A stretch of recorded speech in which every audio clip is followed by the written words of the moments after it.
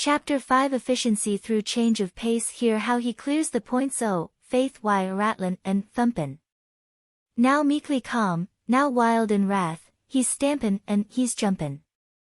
Robert Burns, Holy Fair. The Latins have bequeathed to us a word that has no precise equivalent in our tongue, therefore we have accepted it, body unchanged. It is the word tempo, and means rate of movement, as measured by the time consumed in executing that movement. Thus far its use has been largely limited to the vocal and musical arts, but it would not be surprising to hear tempo applied to more concrete matters, for it perfectly illustrates the real meaning of the word to say that an ox cart moves in slow tempo, an express train in a fast tempo. Our guns that fire 600 times a minute, shoot at a fast tempo, the old muzzle loader that required 3 minutes to load, shot at a slow tempo. Every musician understands this principle, it requires longer to sing a half note than it does an eighth note.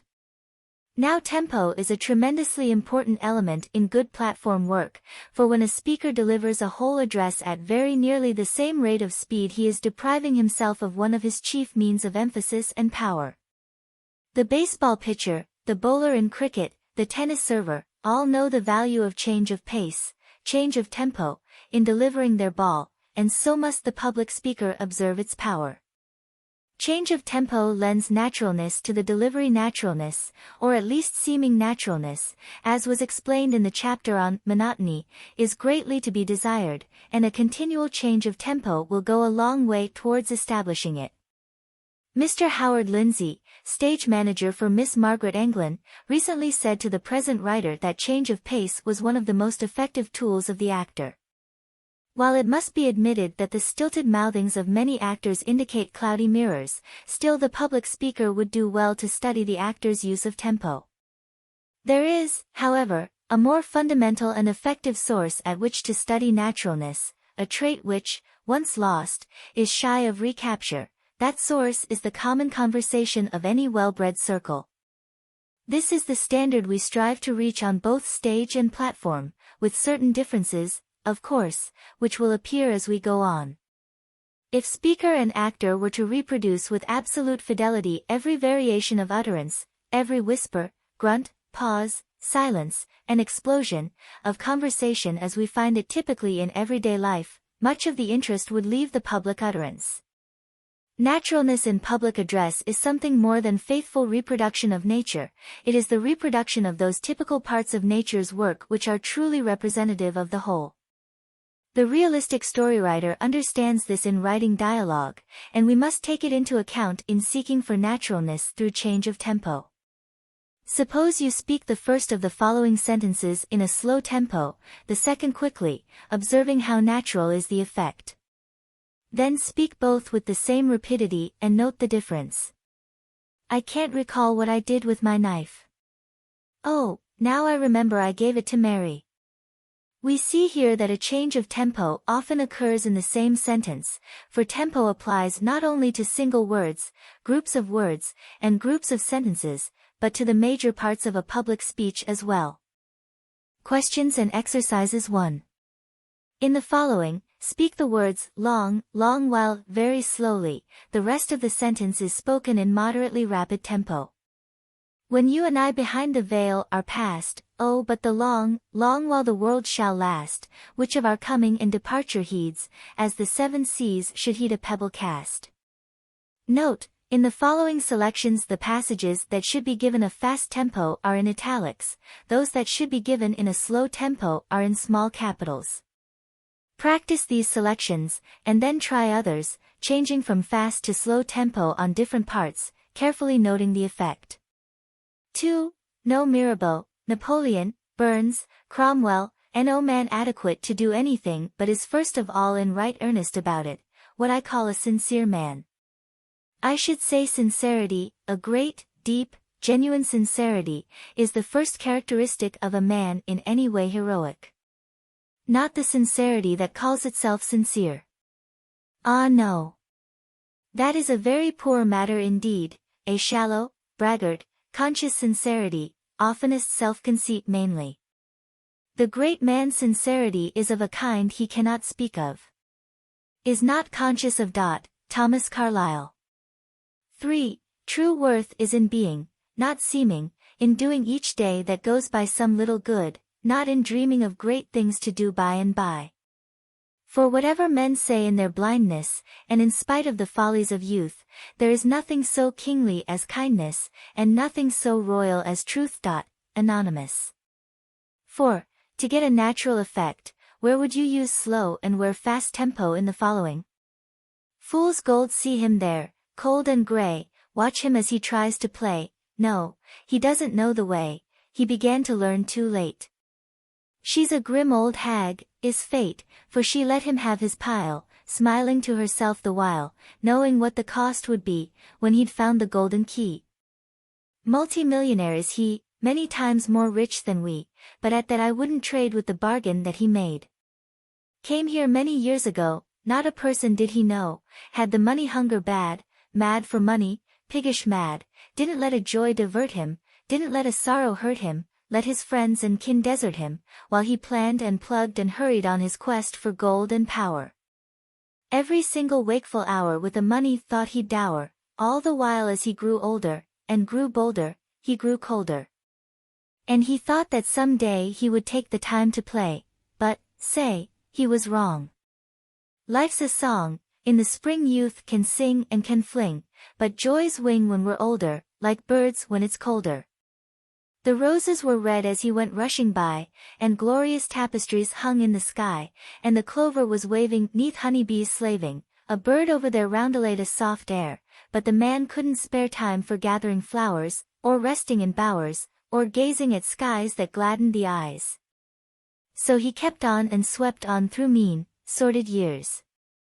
Now he's up to his ears in the choicest of stocks. He owns endless blocks of houses and shops, and the stream never stops pouring into his banks. I suppose that he ranks pretty near to the top. What I have wouldn't sop his ambition one tittle, and yet with my little I don't care to trade with the bargain he made. Just watch him today, see him trying to play. He's come back for blue skies. But they're in a new guise, winter's here, all is gray, the birds are away, the meadows are brown, the leaves lie aground, and the gay brook that wound with a swirling and whirling of waters, is furling its bosom in ice. And he hasn't the price, with all of his gold, to buy what he sold. He knows now the cost of the springtime he lost, of the flowers he tossed from his way, and, say, he'd pay any price if the day could be made not so gray. He can't play. Herbert Kaufman. Use by permission of Everybody's Magazine. Change of tempo prevents monotony. The canary in the cage before the window is adding to the beauty and charm of his singing by a continual change of tempo. If King Solomon had been an orator, he undoubtedly would have gathered wisdom from the song of the wild birds as well as from the bees. Imagine a song written with but quarter notes. Imagine an auto with only one speed. Exercises 1. Note the change of tempo indicated in the following, and how it gives a pleasing variety. Read it aloud. Fast tempo is indicated by italics, slow by small capitals. And he thought that some day he would take the time to play, but, say, he was wrong. Life's a song, in the spring youth can sing and can fling, but joys wing when we're older, like the birds when it's colder. The roses were red as he went rushing by, and glorious tapestries hung in the sky. 2. Turn to Fool's Gold, on page 42, and deliver it in an unvaried tempo. Note how monotonous is the result. This poem requires a great many changes of tempo, and is an excellent one for practice. 3. Use the changes of tempo indicated in the following, noting how they prevent monotony. Where no change of tempo is indicated, use a moderate speed. Too much of variety would really be a return to monotony. A mob kills the wrong man, was flashed in a newspaper headline lately. The mob is an irresponsible, unthinking mass. It always destroys but never constructs. It criticizes but never creates. Utter a great truth and the mob will hate you. See how it condemned Dante to exile. Encounter the dangers of the unknown world for its benefit, and the mob will declare you crazy. It ridiculed Columbus, and for discovering a new world gave him prison and chains. Write a poem to thrill human hearts with pleasure, and the mob will allow you to go hungry, the blind Homer begged bread through the streets. Invent a machine to save labor and the mob will declare you its enemy.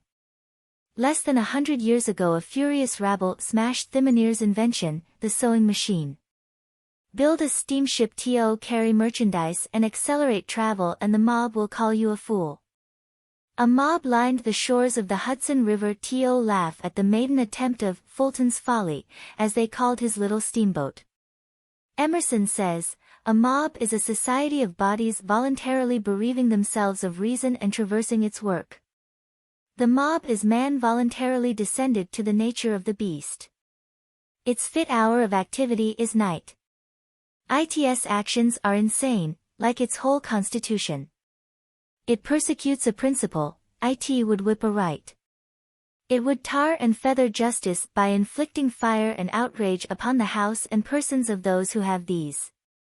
The mob spirit stalks abroad in our land today. Every week gives a fresh victim to its malignant cry for blood. There were 48 persons killed by mobs in the United States in 1913, 64 in 1912, and 71 in 1911. Among the 48 last year were a woman and a child. 2 victims were proven innocent after their death.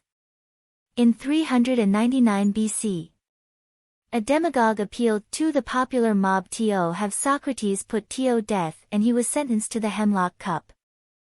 1400 years afterward an enthusiast appealed to the popular mob and all Europe plunged into the Holy Land to kill and mangle the heathen. In the 17th century a demagogue appealed to the ignorance of men and 20 people were executed at Salem, Massachusetts, within 6 months for witchcraft. 2,000 years ago the mob yelled, "Release unto us Barabbas," and Barabbas was a murderer. From an editorial by D.C. in Leslie's Weekly, by permission. Present-day business is as unlike old time business as the old time ox cart is unlike the present-day locomotive. Invention has made the whole world over again. The railroad, telegraph, telephone have bound the people of modern nations into families. To do the business of these closely knit millions in every modern country great business concerns came into being. What we call big business is the child of the economic progress of mankind. So warfare to destroy big business is foolish because it cannot succeed and wicked because it ought not to succeed. Warfare to destroy big business does not hurt big business, which always comes out on top, so much as it hurts all other business which, in such a warfare, never come out on top. A.J. Beveridge. Change of tempo produces emphasis. Any big change of tempo is emphatic and will catch the attention. You may scarcely be conscious that a passenger train is moving when it is flying over the rails at 90 miles an hour, but if it slows down very suddenly to a 10-mile gait your attention will be drawn to it very decidedly. You may forget that you are listening to music as you dine, but let the orchestra either increase or diminish its tempo in a very marked degree and your attention will be arrested at once. This same principle will procure emphasis in a speech. If you have a point that you want to bring home to your audience forcefully, make a sudden and great change of tempo, and they will be powerless to keep from paying attention to that point. Recently the present writer saw a play in which these lines were spoken, "I don't want you to forget what I said. I want you to remember it the longest day I don't care if you've got 6 guns." The part up to the dash was delivered in a very slow tempo, the remainder was named out at lightning speed, as the character who was spoken to drew a revolver. The effect was so emphatic that the lines are remembered 6 months afterwards, while most of the play has faded from memory. The student who has powers of observation will see this principle applied by all our best actors in their efforts to get emphasis where emphasis is due. But remember that the emotion in the matter must warrant the intensity in the manner, or the effect will be ridiculous. Too many public speakers are impressive over nothing. Thought rather than rules must govern you while practicing change of pace. It is often a matter of no consequence which part of a sentence is spoken slowly and which is given in fast tempo. The main thing to be desired is the change itself. For example, in the selection, The Mob, on page 46, note the last paragraph. Reverse the instructions given, delivering everything that is marked for slow tempo, quickly, and everything that is marked for quick tempo, slowly. You will note that the force or meaning of the passage has not been destroyed. However, many passages cannot be changed to a slow tempo without destroying their force. Instances, the Patrick Henry speech on page 110, and the following passage from Whittier's Barefoot Boy. Oh, for boyhood's time of June, crowding years in one brief moon, when all things I heard or saw, me, their master, waited for. I was rich in flowers and trees, hummingbirds and honeybees, for my sport the squirrel plied the snout mole his spade, for my taste the blackberry cone purpled over hedge and stone, laughed the brook for my delight through the day and through the night, whispering at the garden wall, talked with me from fall to fall, mine the sand-rimmed pickerel pond, mine the walnut slopes beyond, mine, and bending orchard trees, apples of Hesperides. Still, as my horizon grew, larger grew my riches, too. All the world I saw or knew seemed a complex Chinese toy, fashioned for a barefoot boy. J.G. Whittier. Be careful in regulating your tempo not to get your movement too fast. This is a common fault with amateur speakers. Mrs. Siddon's rule was, take time. 100 years ago there was used in medical circles a preparation known as the shotgun remedy. It was a mixture of about 50 different ingredients, and was given to the patient in the hope that at least one of them would prove efficacious. That seems a rather poor scheme for medical practice, but it is good to use shotgun tempo for most speeches, as it gives a variety. Tempo, like diet, is best when mixed. Questions and exercises 1. Define tempo. 2. What words come from the same root? 3. What is meant by a change of tempo? 4. What effects are gained by it? 5. Name 3 methods of destroying monotony and gaining force in speaking. 6. Note the changes of tempo in a conversation or speech that you hear. Were they well made? Why? Illustrate. 7. Read selections on pages 34, 35, 36, 37, and 38, paying careful attention to change of tempo. 8. As a rule, excitement, joy, or intense anger take a fast tempo, while sorrow, and sentiments of great dignity or solemnity tend to a slow tempo. Try to deliver Lincoln's Gettysburg speech, page 50, in a fast tempo, or Patrick Henry's speech, page 110, in a slow tempo, and note how ridiculous the effect will be. Practice the following selections, noting carefully where the tempo may be changed to advantage. Experiment, making numerous changes. Which one do you like best? Dedication of Gettysburg Cemetery 47 years ago, our fathers brought forth upon this continent a new nation, conceived in liberty and dedicated to the proposition that all men are created equal. Now we are engaged in a great civil war, testing whether that nation, or any nation so conceived and so dedicated, can long endure. We are met on a great battlefield of that war. We are met to dedicate a portion of it as the final resting place of those who have given their lives that that nation might live. It is altogether fitting and proper that we should do this. But, in a larger sense, we cannot dedicate, we cannot consecrate, we cannot hallow, this ground. The brave men, living and dead, who struggled here, have consecrated it, far above our power to add or to detract. The world will very little note nor long remember what we say here, but it can never forget what they did here. It is for us, the living, rather, to be dedicated here to the unfinished work they have thus far so nobly carried on. It is rather for us to be here dedicated to the great task remaining before us, that from these honored dead we take increased devotion to that cause for which they here gave the last full measure of devotion, that we here highly resolve that these dead shall not have died in vain, that the nation shall, under God, have a new birth of freedom, and that government of the people, by the people, for the people, shall not perish from the earth. Abraham Lincoln. A plea for Cuba. This deliberative oration was delivered by Senator Thurston in the United States Senate on March 24, 1898. It is recorded in full in the congressional record of that date. Mrs. Thurston died in Cuba. As a dying request she urged her husband, who was investigating affairs in the island, to do his utmost to induce the United States to intervene, hence this oration. Mr. President, I am here by command of silent lips to speak once and for all upon the Cuban situation. I shall endeavor to be honest, conservative, and just. I have no purpose to stir the public passion to any action not necessary and imperative to meet the duties and necessities of American responsibility, Christian humanity, and national honor.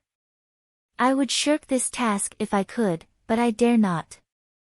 I cannot satisfy my conscience except by speaking, and speaking now. I went to Cuba firmly believing that the condition of affairs there had been greatly exaggerated by the press, and my own efforts were directed in the first instance to the attempted exposure of these supposed exaggerations. There has undoubtedly been much sensationalism in the journalism of the time, but as to the condition of affairs in Cuba, there has been no exaggeration, because exaggeration has been impossible. Under the inhuman policy of Weyler, not less than 400,000 self-supporting, simple, peaceable, defenseless country people were driven from their homes in the agricultural portions of the Spanish provinces to the cities, and imprisoned upon the barren waste outside the residence portions of these cities and within the lines of entrenchment established a little way beyond. Their humble homes were burned, their fields laid waste, their implements of husbandry destroyed, their livestock and food supplies for the most part confiscated. Most of the people were old men, women, and children. They were thus placed in hopeless imprisonment, without shelter or food. There was no work for them in the cities to which they were driven. They were left with nothing to depend upon except the scanty charity of the inhabitants of the cities and with slow starvation their inevitable fate. The pictures in the American newspapers of the starving reconcentrados are true. They can all be duplicated by the thousands. I never before saw, and please God I may never again see, so deplorable a sight as the reconcentrados in the suburbs of Matanzas. I can never forget to my dying day the hopeless anguish in their despairing eyes. Huddled about their little bark huts, they raised no voice of appeal to us for alms as we went among them. Men, women, and children stand silent, famishing with hunger. Their only appeal comes from their sad eyes, through which one looks as through an open window into their agonizing souls. The government of Spain has not appropriated and will not appropriate $1 to save these people. They are now being attended and nursed and administered to by the charity of the United States. Think of the spectacle. We are feeding these citizens of Spain, we are nursing their sick, we are saving such as can be saved, and yet there are those who still say it is right for us to send food, but we must keep hands off. I say that the time has come when muskets ought to go with the food. We asked the governor if he knew of any relief for these people except through the charity of the United States. He did not. We asked him, when do you think the time will come that these people can be placed in a position of self-support? He replied to us, with deep feeling, only the good God or the great government of the United States will answer that question. I hope and believe that the good God by the great government of the United States will answer that question. I shall refer to these horrible things no further. They are there. God pity me, I have seen them, they will remain in my mind forever, and this is almost the 20th century. Christ died 1900 years ago, and Spain is a Christian nation. She has set up more crosses in more lands, beneath more skies, and under them has butchered more people than all the other nations of the earth combined. Europe may tolerate her existence as long as the people of the Old World wish. God grant that before another Christmas morning the last vestige of Spanish tyranny and oppression will have vanished from the Western Hemisphere. The time for action has come. No greater reason for it can exist tomorrow than exists today. Every hour's delay only adds another chapter to the awful story of misery and death. Only one power can intervene, the United States of America. Ours is the one great nation in the world, the mother of American republics. She holds a position of trust and responsibility toward the peoples and affairs of the whole Western Hemisphere. It was her glorious example which inspired the patriots of Cuba to raise the flag of liberty in her eternal hills. We cannot refuse to accept this responsibility which the God of the universe has placed upon us as the one great power in the New World. We must act. What shall our action be? Against the intervention of the United States in this holy cause there is but one voice of dissent, that voice is the voice of the money changers. They fear war. Not because of any Christian or ennobling sentiment against war and in favor of peace, but because they fear that a declaration of war, or the intervention which might result in war, would have a depressing effect upon the stock market. Let them go. They do not represent American sentiment, they do not represent American patriotism.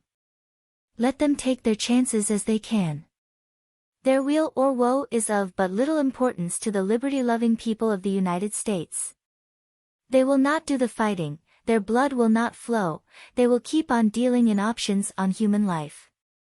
Let the men whose loyalty is to the dollar stand aside while the men whose loyalty is to the flag come to the front. Mr. President, there is only one action possible, if any is taken, that is, intervention for the independence of the island.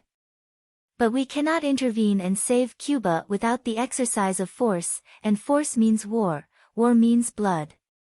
The lowly Nazarene on the shores of Galilee preached the divine doctrine of love, peace on earth, goodwill toward men. Not peace on earth at the expense of liberty and humanity. Not goodwill toward men who despoil, enslave, degrade, and starve to death their fellow men. I believe in the doctrine of Christ. I believe in the doctrine of peace, but, Mr. President, men must have liberty before there can come abiding peace. Intervention means force.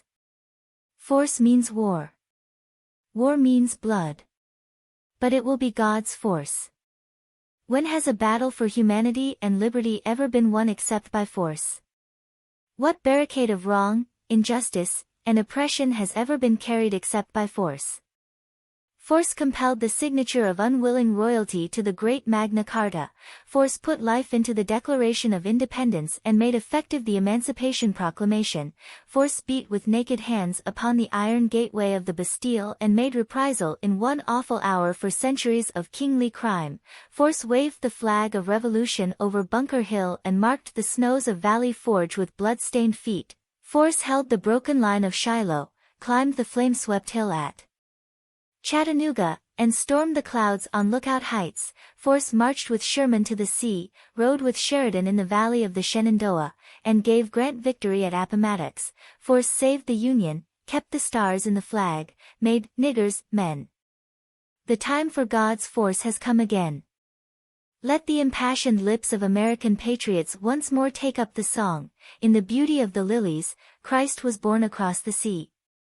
With a glory in his bosom that transfigures you and me, as he died to make men holy, let us die to make men free. While God is marching on. Others may hesitate, others may procrastinate, others may plead for further diplomatic negotiation, which means delay, but for me, I am ready to act now, and for my action I am ready to answer to my conscience, my country, and my God. James Mellon Thurston.